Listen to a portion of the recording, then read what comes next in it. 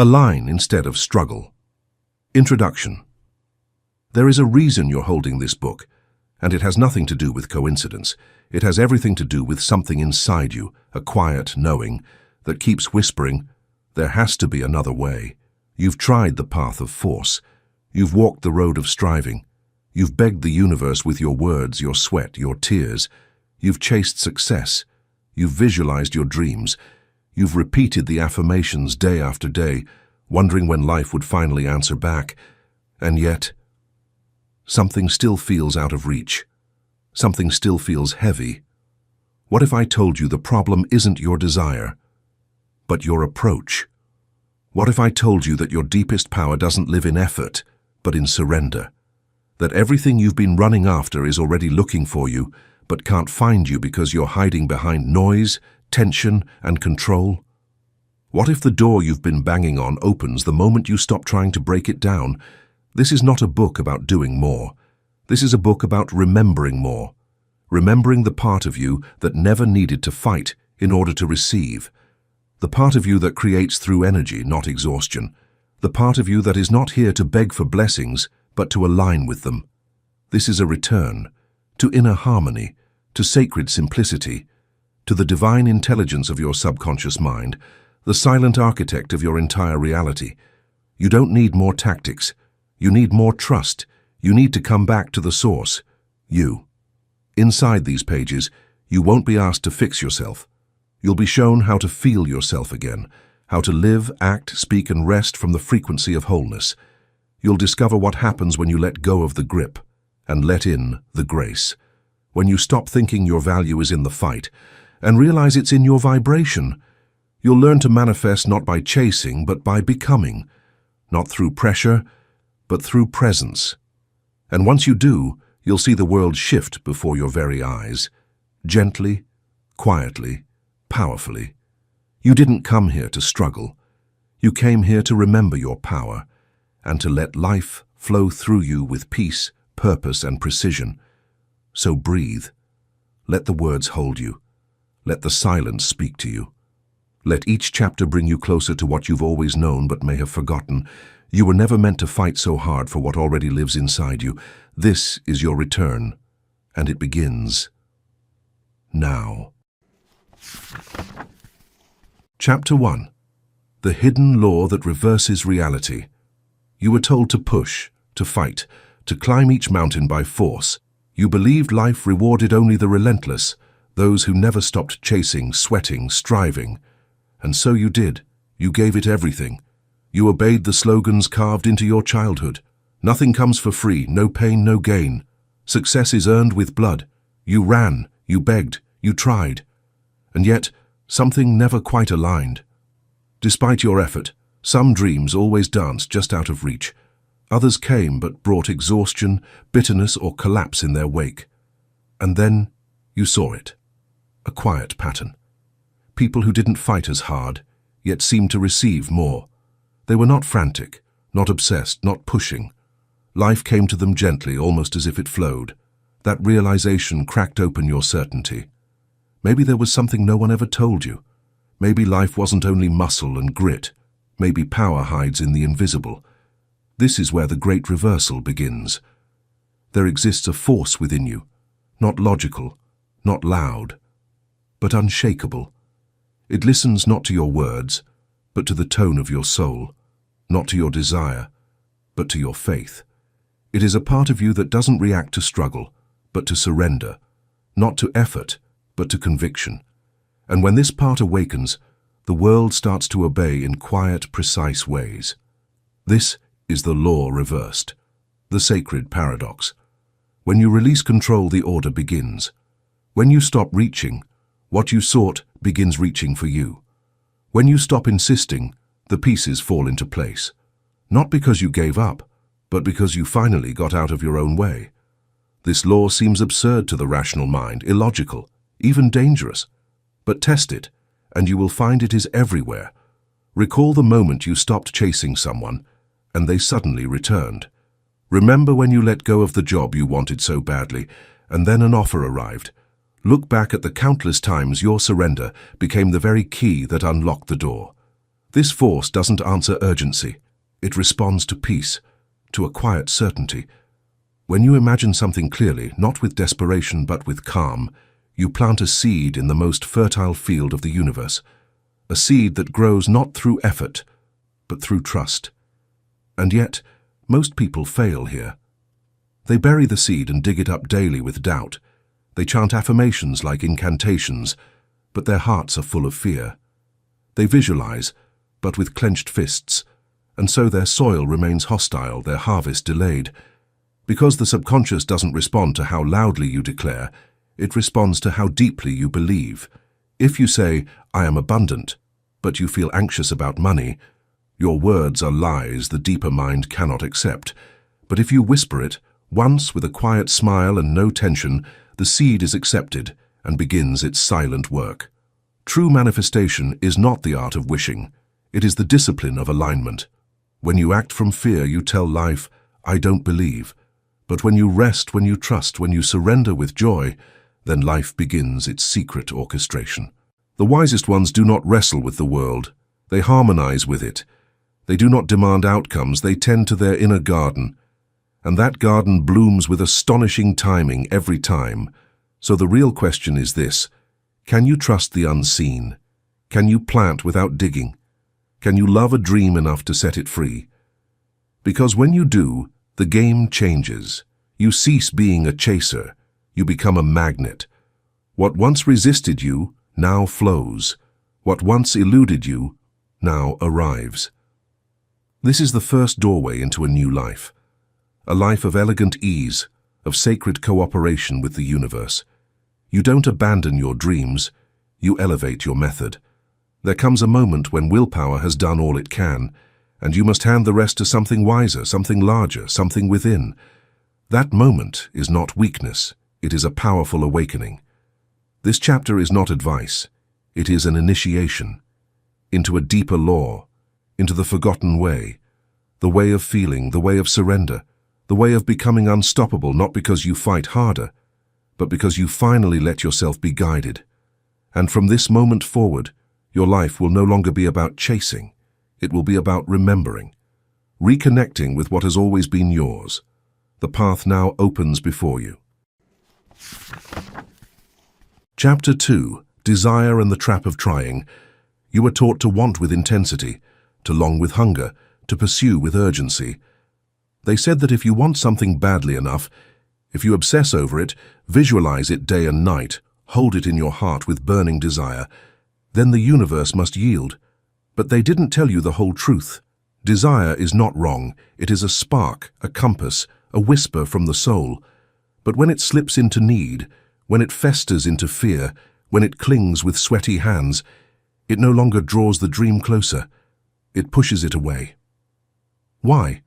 Because your deeper mind, the one that shapes reality in silence, listens not to your thoughts, but to your feelings. It doesn't see your dream the way you do. It sees the emotion you wrap around that dream. When your desire is stained with worry, with doubt, with the fear of not having, then you are not creating the dream. You are broadcasting the absence of it.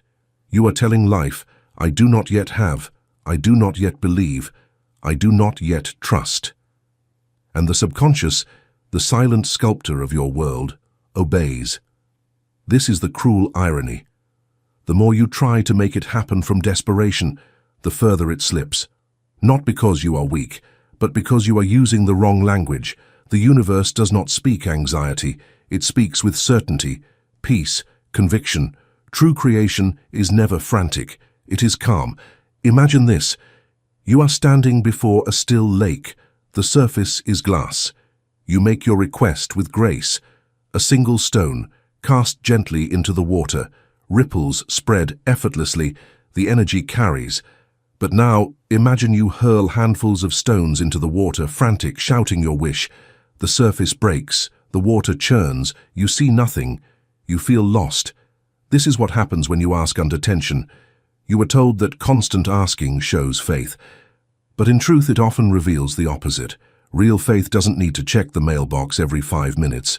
It doesn't scream its affirmations. It whispers them once, then lives as if the answer has already arrived. Because that That quiet inner knowing is what plants the seed. So many get lost here. They confuse intensity with power. They confuse repetition with belief. But the subconscious mind, that sacred garden, does not grow under pressure. It grows under stillness, warmth, confidence. What you are seeking is not a new method, but a new posture. You don't need to chase the dream. You need to become its mirror, to feel its presence within you now, to embody the outcome before it arrives, and if you feel doubt, that's all right. If fear visits you, welcome it like a passing storm. But do not live in it. Do not let it redefine your truth. The most magnetic state you can ever be in is this: I desire but I do not need. I welcome but I do not beg. I trust but I do not insist. For when you stop saying, please come, and begin saying, I am ready, the rhythm shifts. The very act of non-attachment is not indifference, it is mastery. And this mastery is not cold, it is deeply loving. It means you know who you are without needing proof. It means your happiness is no longer held hostage by whether or not something manifests. It means your energy is clean, open, and receptive. This is why those who play attract, why those who release receive, why those who laugh create with greater speed than those who strive. Because joy, trust, ease, these are high frequencies, and your subconscious responds to frequency, not effort. When you tighten your grip, you say to life, I don't believe you will come through, but when you relax, you whisper, I know it's already on its way. And that whisper echoes louder than any cry. So begin again. Ask, yes. Desire, yes. But then release. Let your wanting become peace. Let your asking become trust. Let your path be paved not by effort, but by energy. The next chapter will reveal the moment when the seed takes root. When the desire, once clean and calm, finds its way deep into the soil of the subconscious, not by force, but by grace. We will step into the sacred art of planting. But for now, sit with this truth. You do not need to try harder. You need to let go more completely. And in that surrender, the miracle begins. Chapter 3. The Sacred Planting of Desire. Now that you understand that anxious desire repels what you seek and that peace attracts, you are ready to discover the great mystery: how to plant a desire so deeply in the fertile soil of your subconscious that it must grow, must blossom, must arrive in form. This is not a mechanical process. It is not a formula you memorize. It is not a ritual you perform with clenched fists. This is an intimate act, a moment of communion with your inner world. It is sacred, delicate, and powerful. Think of your subconscious as a vast field, unimaginably rich, infinitely creative, utterly obedient. But not every seed thrives there. Some fall on rocky ground. Some are drowned by contradiction. Some are suffocated by the weeds of doubt. To plant properly, you must become more than a gardener. You must become still. You must become intentional. You must feel. The deeper mind does not understand force, but it understands clarity.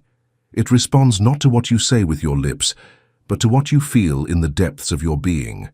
Emotion is its native tongue. And when you speak to it in that language, softly, sincerely, silently, it listens. There are moments when the gate to this field swings open wide, moments when the conscious mind relaxes and the subconscious stands receptive.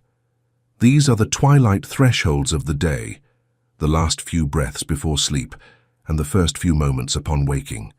In these in-between spaces, the noise of thought quiets and the waters of the inner mind become still. Here, in this sacred stillness, is where planting becomes effortless. Picture this: your body is at rest, your breath gentle, your heart open. The concerns of the day have faded. You are not calculating, not pushing, not planning. You are simply present. And from this presence, you allow a single image to rise. Not a fantasy, not a wild daydream, but a clear, grounded vision, one moment, one scene, that represents your desire fulfilled. You are not hoping. You are experiencing. You see yourself living the result. Not waiting for it, living it. You feel the calm joy of it, the gratitude, the ease. You are not asking the universe to make it real. You are stepping into the version of yourself for whom it already is. Maybe it is a phone call with good news. Maybe it is a letter in your hand. Maybe it is a moment of quiet contentment in a place you long to be. It does not matter what it is, only that it feels true to you, and that you feel it. That moment when your chest warms, when your face softens into a smile, when your breath deepens, that is the planting. No fanfare, no effort, just a seed, dropped into rich soil by the hands of your inner certainty. And now comes the most vital part. You must leave it be. So many destroy their own creation by digging it up with anxiety. They plant, and then they doubt. They plant, and then they contradict. They plant, and then they worry. But the subconscious is not a stubborn mule that must be yelled at. It is a silent river that responds to stillness. When you imagine something clearly, feel it deeply, and then let it go, you have given a command to your inner reality. That command will not be ignored, but you must be patient. You must be consistent. You must tend to the garden of your mind each day, not by demanding results, but by protecting the soil. Don't speak against your own planting. Don't declare abundance in the morning and complain of lack in the afternoon. Don't affirm peace, then drown in worry. Every thought is a brushstroke. Every emotion is a prayer. Your subconscious hears everything. Not just your meditations, but your passing comments, your self-talk, your emotional patterns. If your inner world is a field, your words are rain, your emotions are sunlight, and your attention is nourishment. So treat your mind like holy ground. Speak kindly, think deliberately, feel fully. And if you worry, if you find yourself slipping into doubt, do not shame yourself. Simply return. Return to the scene. Return to the feeling. Return to the faith. There is no need to be perfect, only consistent. And as you practice, something beautiful will happen. Your imagination will awaken. Your emotions will become more accessible. Your subconscious will begin to open its doors more easily. What once felt like an effort will become natural. What once felt like work will become worship. There is one more secret. It is one of the oldest truths of all sacred traditions. What you impress upon the subconscious before sleep is carried into the depths of your being. When your body sleeps, your inner mind works. When your conscious thoughts dissolve, your subconscious builds. So do not go to sleep with fear in your heart. Do not let the last voice you hear be worry or resentment or stress. Let your final moments be sacred. Set a small intention. Whisper a truth. Recall your vision.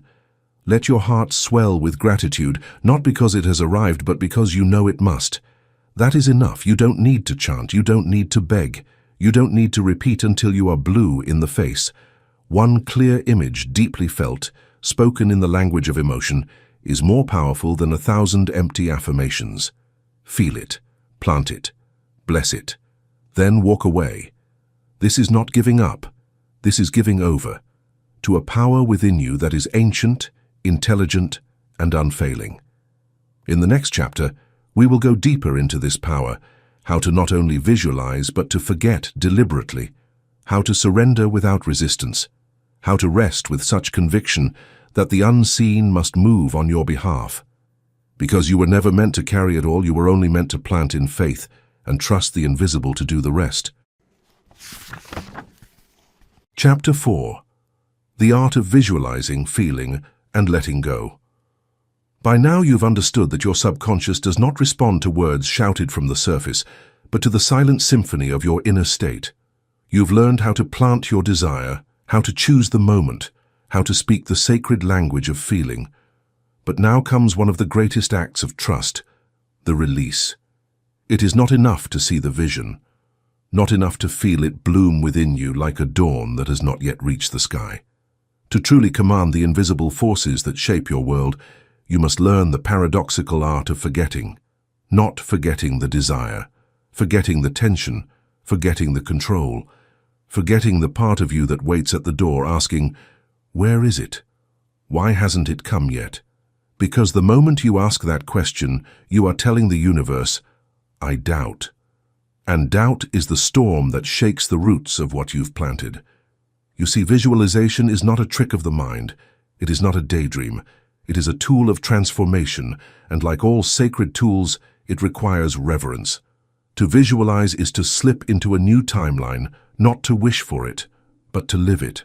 When you imagine with feeling, when you see yourself as already in possession of your dream, when you feel the joy, the gratitude, the peace, even for a moment, you have shifted your vibration. You are no longer asking, you are embodying. This is where most fall short. They visualize the life they long for, and then they return to the life they fear. They see abundance in the morning and argue with bills by noon. They imagine love and speak of loneliness all day, and so their garden is torn between two realities. The seed, once planted, is drowned in contradiction. So, how do you prevent this? You learn the power of sacred forgetting. After you've visualized, even if only for a few seconds, after you've felt the warmth, the satisfaction, the serenity of already having, you must release it like a prayer whispered to the wind. You must walk away knowing that it is done. Just as you would place an order at a coffee shop and then sit back, trusting the kitchen to prepare it, not rushing behind the counter to make it yourself, you must allow the creative forces within you to work unseen. You are not the builder, you are the architect, and your role ends when the design is clear, when the desire is pure, when the emotion is true. From that moment on, your only responsibility is not to interfere. You are not surrendering your dream. You are surrendering your control. This is not indifference. It is faith. Imagine a woman who wants to see flowers bloom in spring. She plants tulip bulbs in the soil. She waters gently, and then she waits. She does not dig every morning to check the roots. She does not panic because no petals have appeared. She knows how life works. She trusts the hidden processes. This is how you must treat your desires. Plant them with vision. Water them with feeling. Then trust. Live your life. Laugh. Work. Love. Let the days pass as if you already possess what you asked for. Because in truth, you do. It has not arrived in form, but it has arrived in essence, and essence always precedes form. The deeper law is this: what you hold in your consciousness without resistance must externalize itself, not through struggle, not through control, but through the natural alignment of inner and outer. Letting go is not weakness. It is the supreme expression of strength. It is saying, I no longer need to prove, to push, to panic. I am aligned, I am ready, I am already it. This is not pretending. This is choosing. And when you make that choice, again and again, gently, silently, your world begins to mirror your inner truth. So if you ever feel the need to revisit your desire, not from anxiety, but from joy, then return. Visualize again. Let it fill you. Let it move you. Then release once more. The rhythm is simple. Visualize, feel, forget. Do not forget as in erase. Forget as in trust so deeply I no longer carry it. This is the mark of mastery, because the truly magnetic person does not chase. They walk through life with a calm knowing. They are not trying to attract. They are allowing. They are not looking for signs. They are becoming the sign. And all things respond to that frequency. So the next time you feel that flicker of impatience, that urge to check if your seed has grown, pause. Breathe. Smile. Say inwardly, "It is done," and continue living. Because the surest way to delay your dream is to doubt its arrival. The surest way to speed its unfolding is to trust it completely. In the chapter ahead, we will step into the deepest core of this path, the silent engine of all creation. Unwavering faith, a kind of faith that does not shout, does not rush, does not crumble. The kind of faith that lives quietly in your chest and yet moves the very mountains of your life. But before we go there, let this truth settle. You are not here to force life. You are here to receive it in alignment. You are not a beggar at the gates of destiny. You are the gatekeeper, and you hold the key. Chapter 5. The Silent Power That Shapes the World. There is a kind of power that doesn't roar, it doesn't need to. It walks without announcement, moves without noise, and commands without resistance.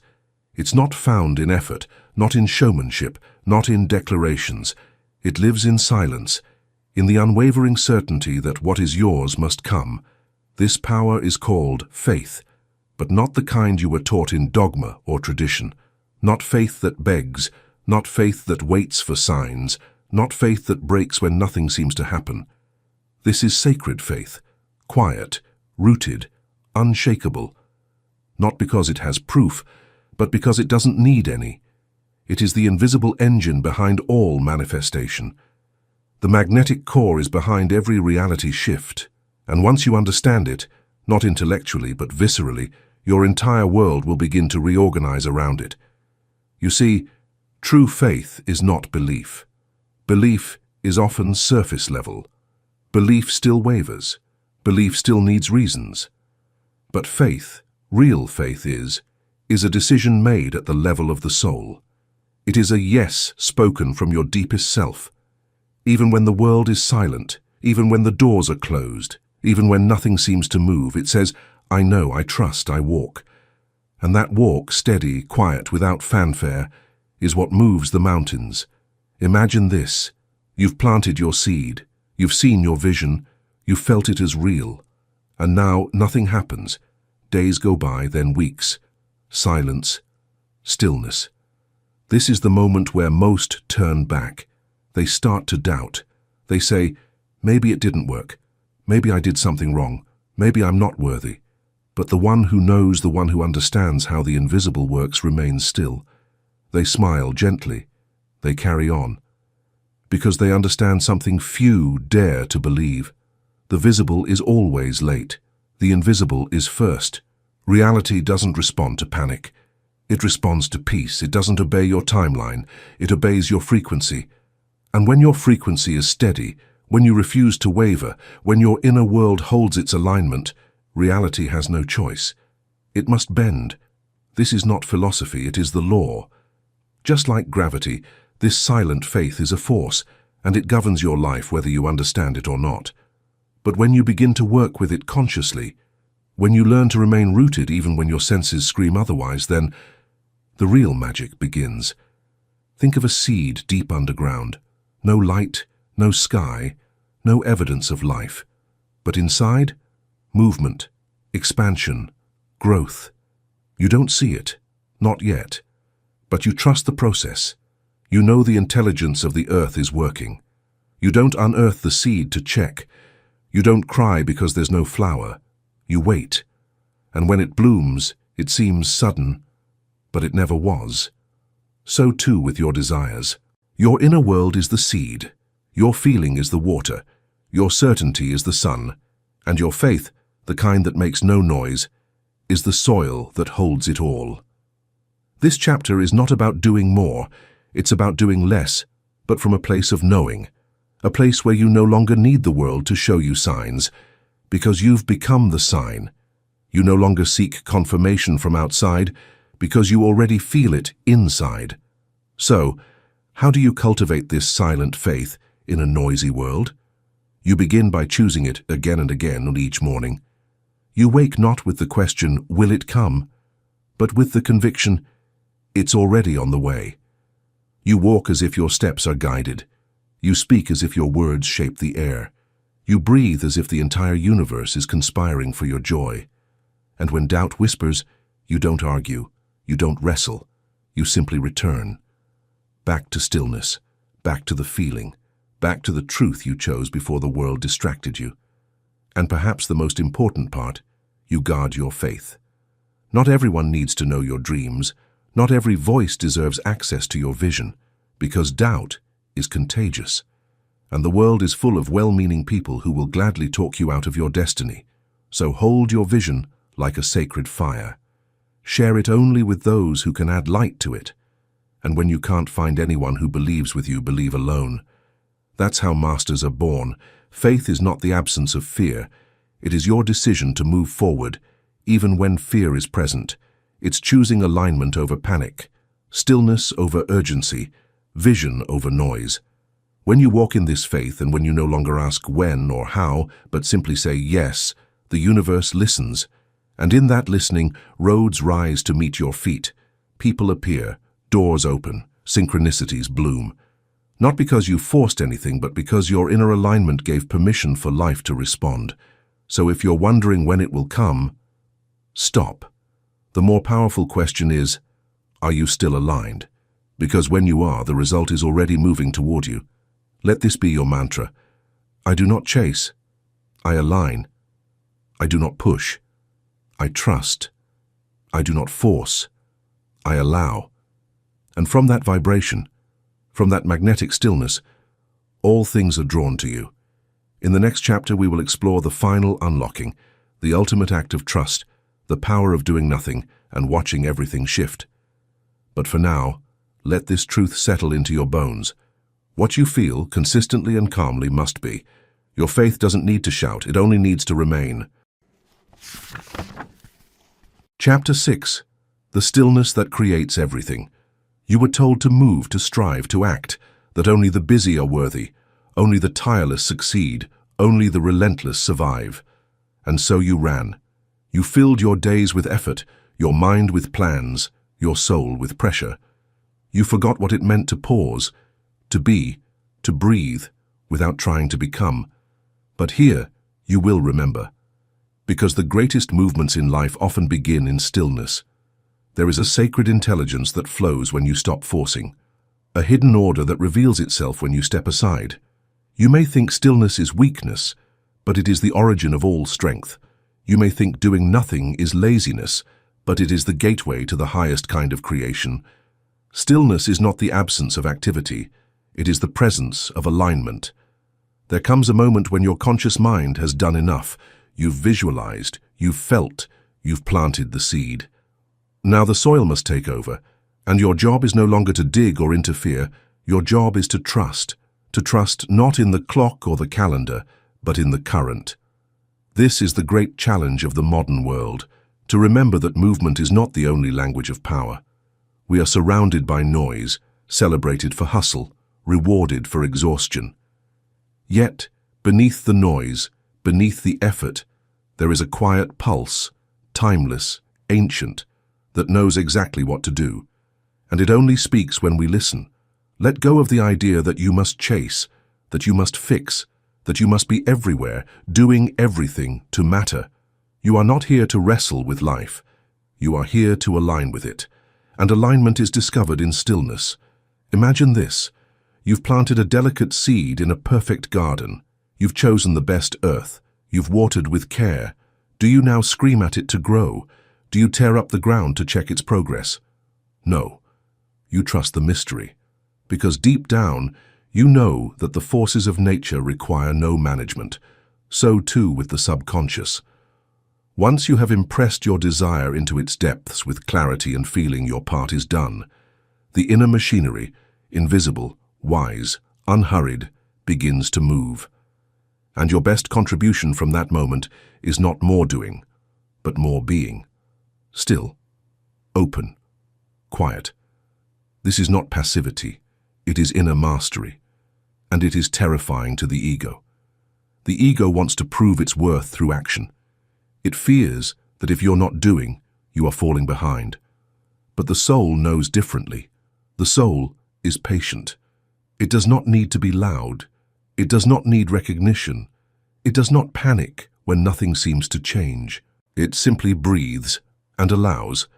In this sacred pause, miracles are born. The most transformative moments of your life did not come when you were busy planning them. They came when you were open, when you were surrendered, when you stopped pushing and started flowing. And that's no coincidence, that's the law. What if the very thing you're trying so hard to manifest is hovering just outside your reach, blocked by your effort? What if the moment you stop trying so desperately, it could finally arrive? Because your desperation shouts a lack, and your stillness whispers trust. You are not lazy for resting. You are not behind because you're not producing. You are not disconnected because you paused. You are preparing the field. There is a rhythm in creation, inhale, exhale, tension, release, action, stillness. Most people only live half of it. They inhale, but never exhale. They try, but never allow. And so they suffocate their own becoming. But when you live both, and when you can visualize with fire and then wait with peace, your inner world becomes fertile ground. Life begins to arrange itself for you. This is why those who seem lucky often just understand the deeper current. They move when it's time to move. They rest when it's time to trust. And in that balance, life becomes graceful. So let yourself stop. Let yourself be still, even for an hour, even for a day. Let the silence speak to you.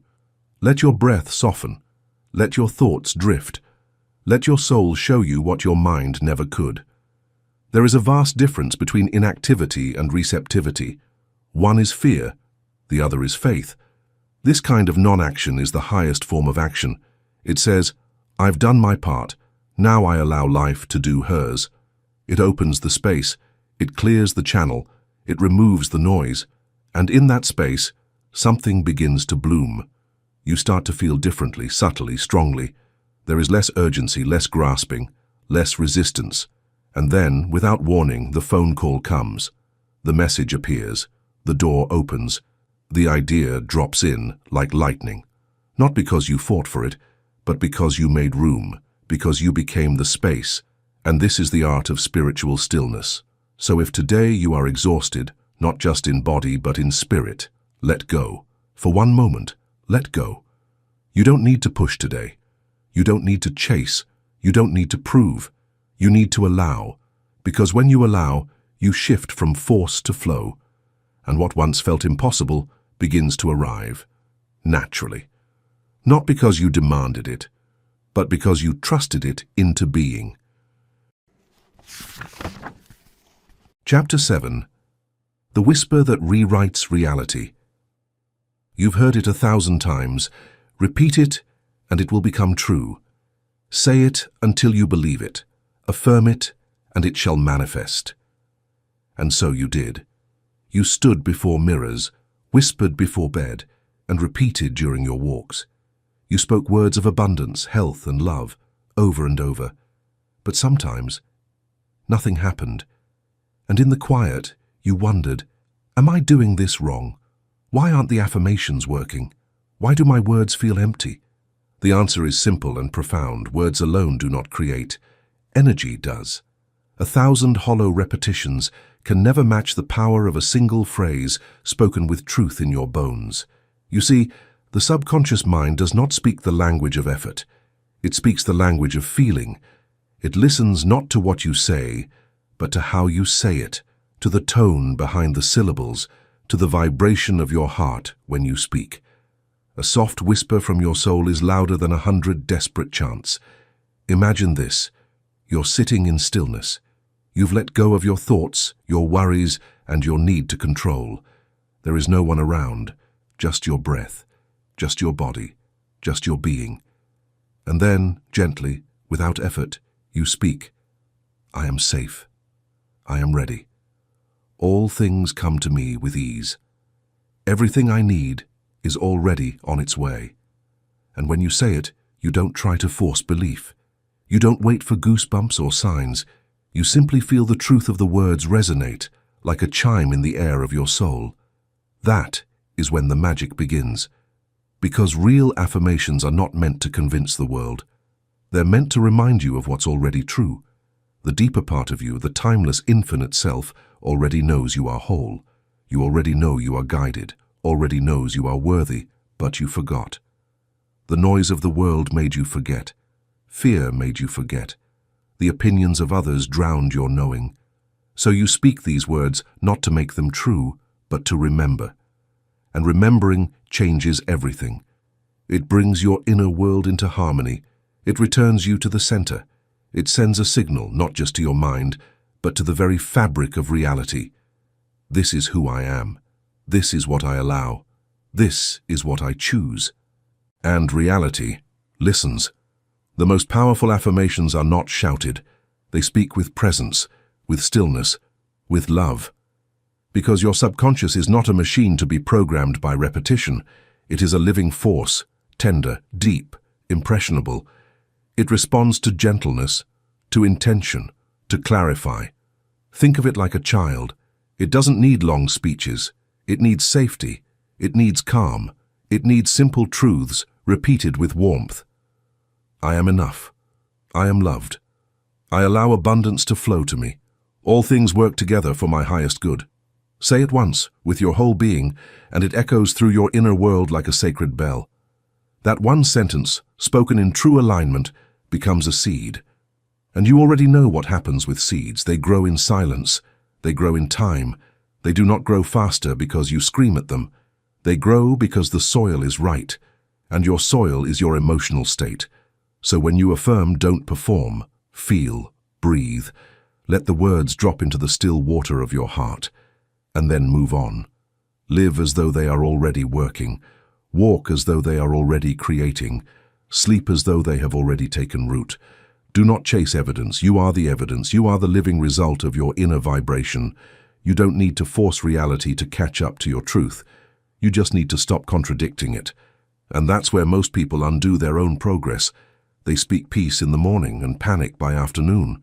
They affirm abundance and complain about money. They declare trust and question every delay. But the subconscious listens to all of it. It's not just your affirmations it receives, it's your self-talk, your reactions, your emotions, your conversations. So choose words that match the truth you want to live. Speak of yourself as a whole, even when you're healing. Speak of your life as unfolding, even when the path isn't clear. Speak of what you allow, not of what you fear. Let your language become sacred again. And if you can only say one phrase each day, let it be this: everything is unfolding in perfect timing, and I am exactly where I need to be. Say it with peace. Say it with no rush. Say it with the quiet smile of someone who has stopped fighting their own becoming. Because that's all an affirmation really is, not a request but a reunion, a return to the truth beneath all illusion. In the next chapter, we will explore what happens when you stop watching for the result and start living as if it were already done. Real stories, real lives. Real miracles bear not from striving, but from surrender. But for now, remember this: you do not need to shout to be heard by the universe. You only need to speak the truth, softly, clearly, from within. And trust that every time you do, something begins to change. Chapter 8. The miracles that happen when you let go. There's a sacred moment in the journey, subtle, quiet, but unmistakable, when you stop trying to make it happen and life begins to respond. Not because you fought harder, but because you finally released the rope. You stopped begging. You stopped clinging. You stopped demanding that the universe hurry. And in that release, a shift occurred. This chapter is not theory. It is not a metaphor. It is the echo of real footsteps. People like you who once wrestled with delay, resistance, and confusion until they did something so simple, so radical, that it changed everything. They let go. Not out of frustration, not in defeat, but with deep, reverent trust. And when they did, life moved. There was a woman once. She dreamed of love. Not the desperate kind, not the version sold in movies, but a union of souls. Years passed. She visualized. She affirmed. She worked on herself. And still nothing came. Or when it did, it arrived only to leave. Until one night, exhausted by trying, she whispered to the stars, "If love is for me, it will find me. And if not, I am enough as I am." And something shifted. Not outside, inside. Her energy softened. Her need dissolved. Her joy returned. And just like that, love appeared. Not forced, not hunted, not manifested through sheer will. It arrived as if it had always been waiting for her to stop looking and start living. That is the pattern. Again and again, those who receive most effortlessly are the ones who stop controlling the how and surrender to the knowing that it is. There was a man once tangled in business stress. Deals fell through, clients disappeared, revenue choked. He read the books, he repeated the affirmations. He visualized wealth every morning, but all the while he carried a low hum of fear. What if it doesn't work? That hum overpowered every word he spoke. Until one afternoon he stood in his office, looked up at the ceiling and said, "I give this to something greater. I've done what I can. I surrender the outcome." From that moment he stopped pushing. He started listening. And within a week, not a month, not a year, everything turned. A dormant contact returned. A new offer appeared. Doors opened. But not because he strategized harder, because he aligned. He stopped vibrating in desperation. He began vibrating in peace. And peace is magnetic. You see, the subconscious does not deliver what you want. It delivers who you are being. You can want love, but if you vibrate in loneliness, you'll repel it. You can want money, but if you vibrate in fear, it will stay away. But the moment you return to wholeness, not perfection, not having it all figured out, but the kind of wholeness that says, "I am already enough," you become a clear signal. You don't chase what you desire. You become the space in which it can land. There are countless stories like this.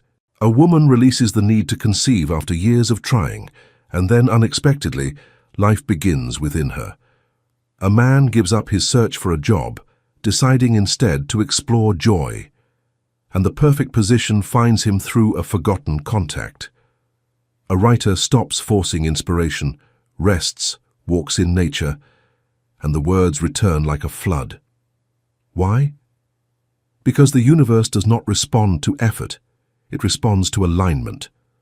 When you let go of the how and honor the what with sincerity, your desire no longer has to swim against the current of your control. It flows to you. This is the paradox that frightens the mind. If you want something badly, let it go.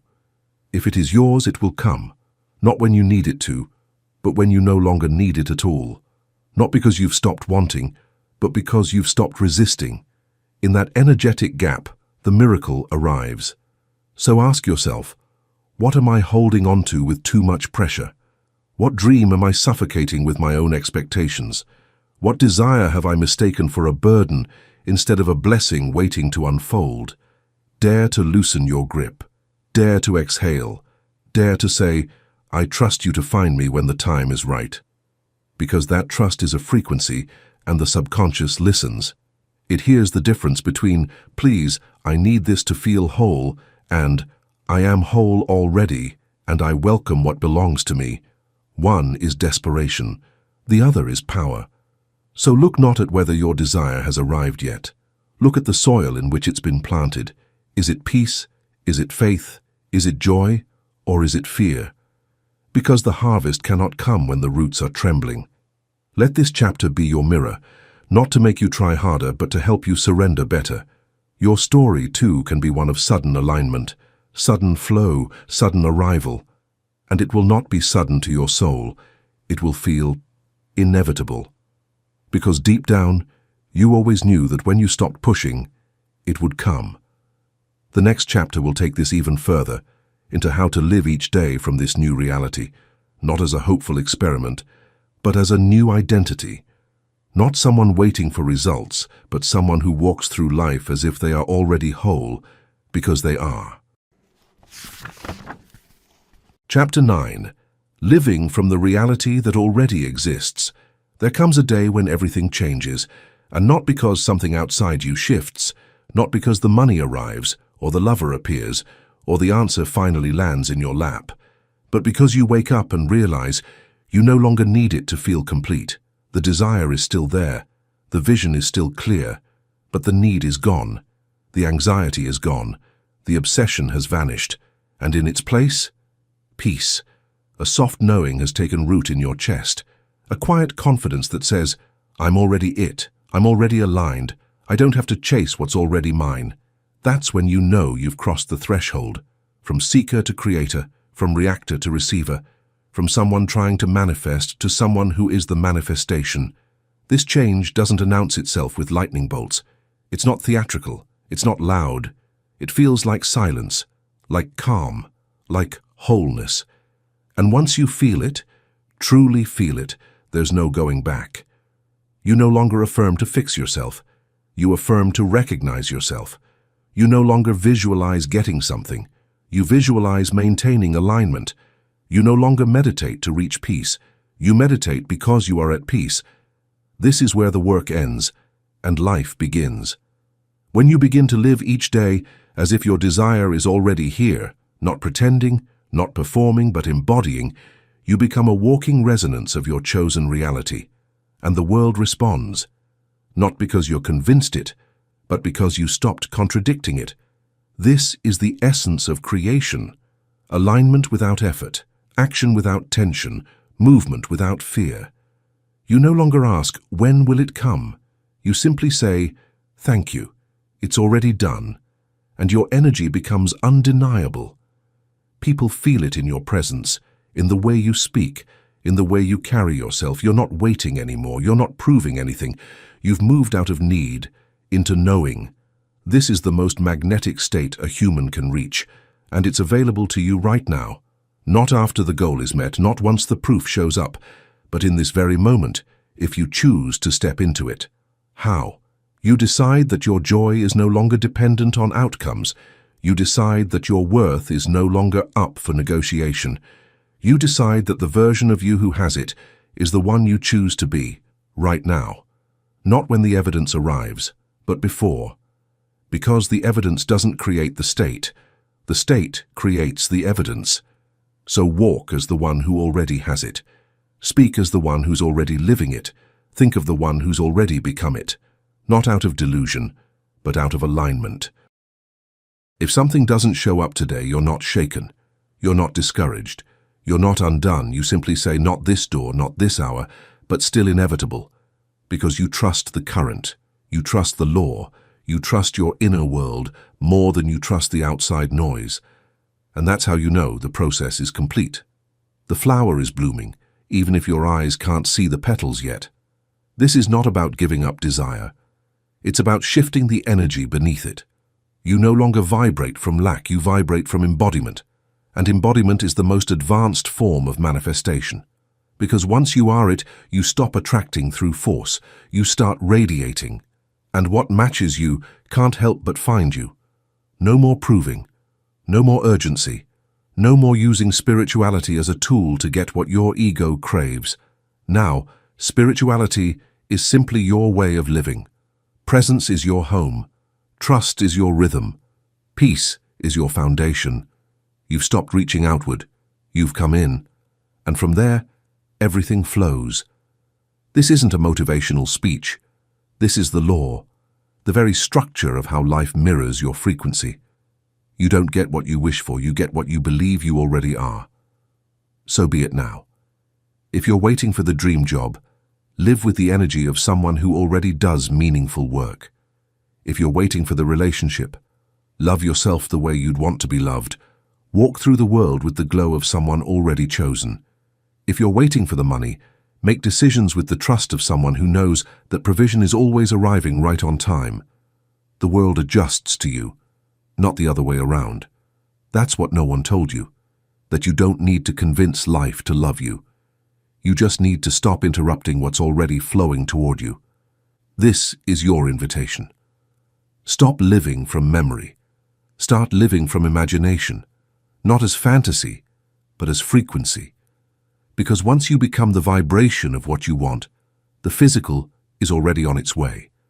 The final chapter will bring everything together, not as a conclusion but as a new beginning, a return to the most sacred act of all, letting go, trusting completely, and walking forward, guided by the quiet power that has always been within you. Chapter 10. The power of letting go, trusting, and being led. You've made it here, not by accident, not by chance, but because something within you, older than time, deeper than words, brought you. And now, as you stand at this quiet threshold, you can feel it. You're no longer who you were. Something inside you has shifted, something invisible, but undeniable. And no, it wasn't the words that changed you. It wasn't the information. It was the remembrance, the soft return to the truth that was always yours. That you don't need to force life. You don't need to beg for what's already meant for you. You don't need to hold the reins so tightly that you miss the wind wanting to carry you. You're not here to control everything, you're here to allow the power within you, that quiet, sacred force, to move without resistance. You've already seen it. You've felt the shift when you surrendered. You've tasted the freedom that comes when you stop living from fear and begin walking in trust. Let go, not as a defeat, but as liberation. Let go of the timeline. Let go of the how. Let go of the story that says, I must make it happen. Because you're not alone, you never were. There is a divine intelligence that beats your heart, fills your breath, and heals your wounds in the night. It organizes stars, seasons, and cells, and it lives in you. It is you. Call it your subconscious. Call it your soul. Call it God. Call it what you will. Names don't matter here. What matters is that you begin to live in partnership with it. You've carried so much, tried so hard, pushed for so long, and now you're allowed to rest, to trust, to follow instead of force, to be guided instead of anxious, to release what was never yours to control. This is not passivity. This is participation with the sacred. Because when you let go of the illusion of control, you don't fall into chaos. You fall into grace. You're not dropping into nothingness. You're returning to everything, and you begin to live, truly live, in alignment. You take inspired action, not frantic reaction. You move with intuition, not fear. You listen, and the path appears. You allow yourself to be led, not because you're weak, but because you finally understand what power really is. It's not in force, it's in surrender. It's in person. It's in faith that doesn't need guarantees. And the more you walk this way, the more life opens, the more effortlessly things arrive, the more beautiful surprises you. Because you're no longer trying to bend life to your will. You're dancing with it, flowing with it, becoming one with it. And in that state, you don't just manifest, you magnetize. You don't just visualize, you embody. You don't just speak affirmations. You become a living, breathing affirmation. Not because of what you say, but because of how you are. Your silence becomes a signal. Your energy becomes the prayer. And life responds. So as this chapter closes, feel this truth wrap around you like a warm wind. You are enough. You are guided. You are supported. You are already what you seek. You've always been. The rest was forgetting. And now you remember. From here, life won't be perfect. But it will be different. Because now you walk with an inner anchor. You're not ruled by appearances. You're not reactive to fear. You trust your path even when the road curves, and when doubt arises, as it will, you'll return to this place, this inner altar, this sacred stillness. You'll remember what it means to let go, to trust, to be led. You no longer chase, you no longer plead, you no longer prove. You allow, you align, you receive, not because you learned a trick, but because you remembered the truth. You are the miracle, and everything that is meant for you is already finding its way. Now, walk forward, not with haste, but with holiness, with your head held high, not because you have answers, but because you've surrendered the need for them. Your life is not a problem to solve, it is a wave to ride, a current to follow, a divine unfolding to witness with grace. So let go, trust, and let yourself be led, not someday, now. Closing words, the return to your inner power. You have walked a path few are willing to take, the inward path, where there are no crowds, no noise, no medals, only silence, stillness, and truth. And now you know. You were never broken. You were never behind. You were never without power. You were simply disconnected from the infinite that lives within you. And now you've returned, not to someone new, but to the one you always were, beneath the fear, beneath the noise, beneath the stories. This journey was not about becoming. It was about uncovering, peeling back the layers that told you you needed to hustle, to beg, to prove, stripping away the illusion that you must struggle to be worthy, and remembering what is eternal, what is unshakable, what cannot be taken from you, your inner authority. Now you understand. You are not here to chase your dreams like a beggar. You are here to remember them, to remember they were placed inside you for a reason, not as distant wishes, but as clues of what you already are. You do not have to force anything, not the love, not the success, not the healing, not the transformation. All of it becomes inevitable when you live in alignment. That is your new way now. That is your truth. And truth does not require struggle to be real. It only asks to be felt and lived. So let this book become a mirror, not a manual, a sacred reminder, not a set of rules, a soft voice that walks beside you, not ahead of you. You are the one you've been waiting for. You are the field. You are the seed. You are the sun. And the time for harvest has already begun. There is no final step. There is only the next breath, the next choice, the next moment of remembering. So return to these pages whenever the world gets loud, when your mind forgets, when your faith shakes. And each time, it will say the same thing, softly, steadily, like the whisper of your soul. You are already it. You are already whole. You are already home. Now go, live it, breathe it, be it, and let life meet you where you finally let it in.